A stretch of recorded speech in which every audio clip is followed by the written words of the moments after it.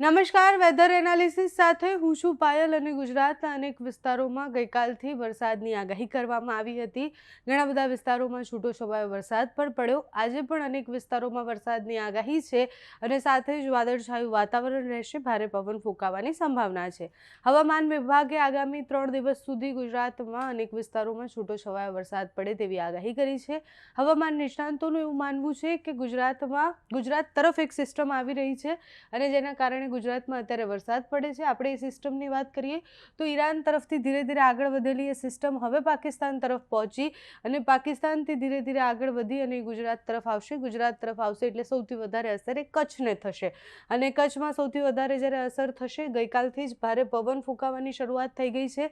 વાદળછાયું વાતાવરણ છે. હવામાન વિભાગ અને હવામાન નિષ્ણાંતની આગાહી પ્રમાણે 27, 28 અને 29 તારીખે વરસાદની સંભાવના છે. કચ્છમાં વરસાદ ગઈકાલે છૂટોછવાયો ક્યાંક પડ્યો છે. સાથે જ ઉત્તર ગુજરાતમાં વરસાદની આગાહી છે.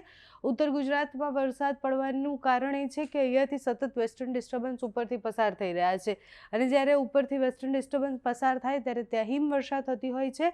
નીચેના પ્રદેશોમાં વરસાદ થઈ રહ્યો છે. સાથે જ અરબી સમુદ્ર અને બંગાળની ખાડી બંને એક્ટિવ છે. માલદીવ્સની નીચે એક સિસ્ટમ બનેલી છે જેના કારણે દક્ષિણ ભારતમાં વરસાદની આગાહી કરવામાં આવી છે અને એટલે જ ગુજરાતમાં એક તરફ ઉપરની બાજુ એટલે ઉપરના જેટલા પ્રદેશો છે ત્યાં હિમવર્ષા, નીચેના બધા પ્રદેશોમાં વરસાદ અને ગુજરાતમાં સિસ્ટમની અસર જે છે વેસ્ટર્ન ડિસ્ટર્બન્સની, એના કારણે વરસાદની સંભાવના છે. 28 તારીખે તમે જુઓ કે ઉત્તર ગુજરાતથી લઈને કચ્છ અને બધી જ જગ્યાએ વરસાદની આગાહી કરવામાં આવી છે. સાથે મધ્ય ગુજરાતમાં પણ વરસાદ પડવાનો છે. મધ્ય ગુજરાતના અમુક વિસ્તારોમાં છૂટોછવાયો વરસાદ પડશે.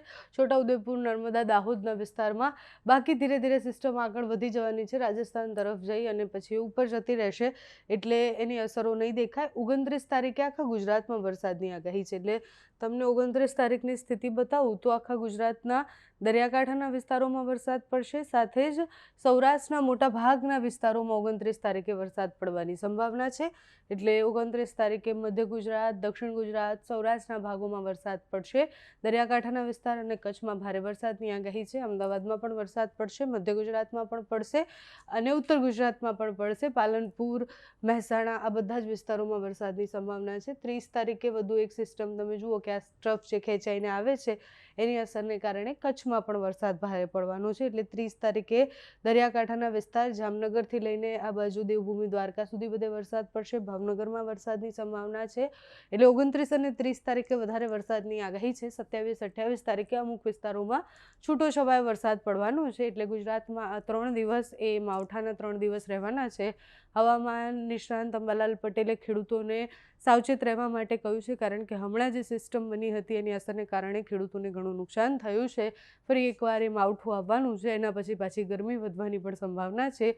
વેધરને લઈને જે પણ માહિતી હવામાન વિભાગ, હવામાન નિષ્ણાંત આપતા રહેશે એ તમારા સુધી પહોંચાડતા રહીશું. અત્યારે આ વિડીયોમાં બસ એટલું. જો તમે એમને યુટ્યુબ પર જોઈ રહ્યા હોય તો સબસ્ક્રાઈબ કરજો, ફેસબુક પર જોઈ રહ્યા હોય તો ફોલો કરજો, અમારા વિડીયોને લાઈક અને શેર કરજો.